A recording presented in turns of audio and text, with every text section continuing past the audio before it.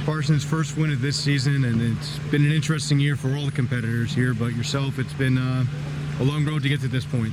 Definitely has. I suffered an injury the first race, and I waited some time. I waited three whole weeks, just trying to let it heal, get back to strength that I could, be able to wheel the car. I tried it last week. It hurt a lot. The doctor said if I took it easy, I'd be able to make it through. So this week I gave it a little bit more and fought through the soreness and everything else, and was able to pull it off with the win. If it wasn't for Nicholas Scolo and everybody else that helped me with this car this week, it would have been, I don't think we would have been here. The car had so much stuff that needed to be changed, and luckily we worked day and night to get it ready, and here we are today. Is that the most severely you've been injured driving a race car? Long-term effect, I think so. I've always broken fingers and broken toes, but those are short-term. I think this is gonna hurt long-term, but I'll make do of it. You can't let anything stop you from pursuing what you want to do.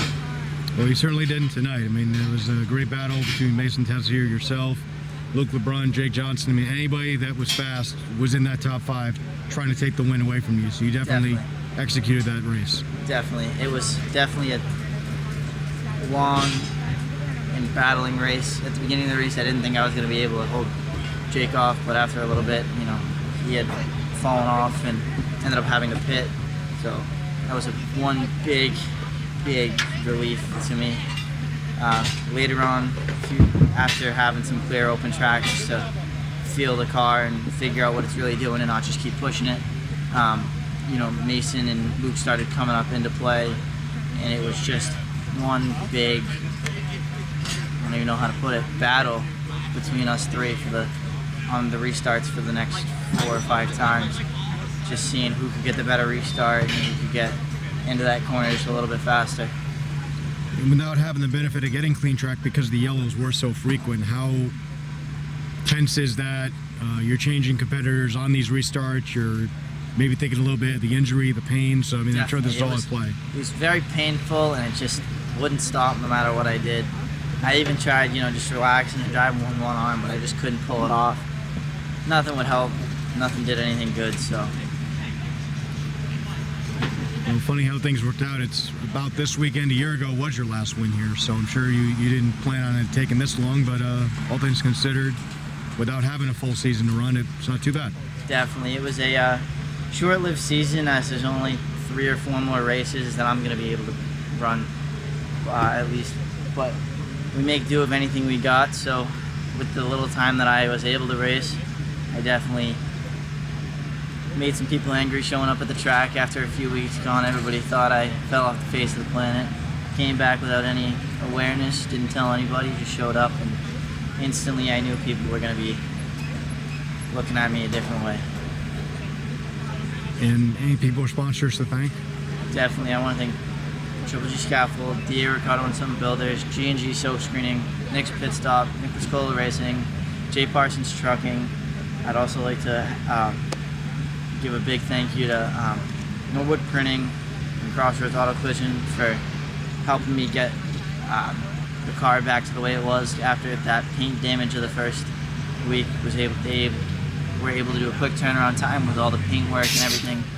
Made it great and was able to make it that next week, but clearly I was in too much pain, couldn't make it. With the change to the Hoosier tires, I mean, that's a major variable in the setup of these race cars. How much of a difference is that making in teams trying to figure out what they need to get the car comfortable? It makes a huge difference. It's by all means a huge, you're changing the whole driving style of a legend car.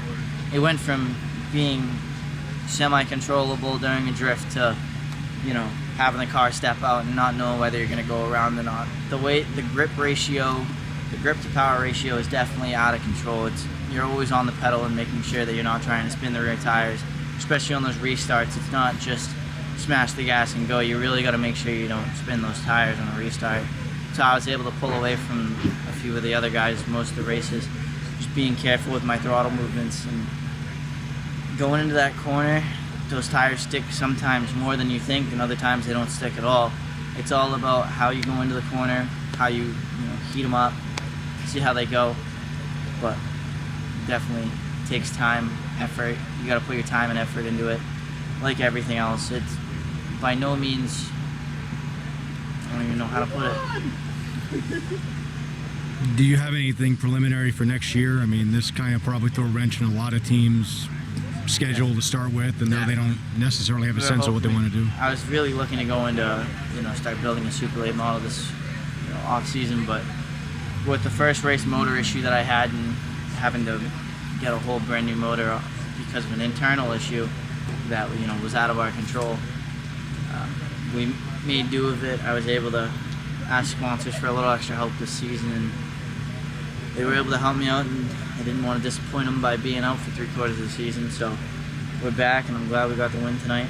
But I think next year is going to be gonna have a huge wrench in what we decide, but we'll always make do with it.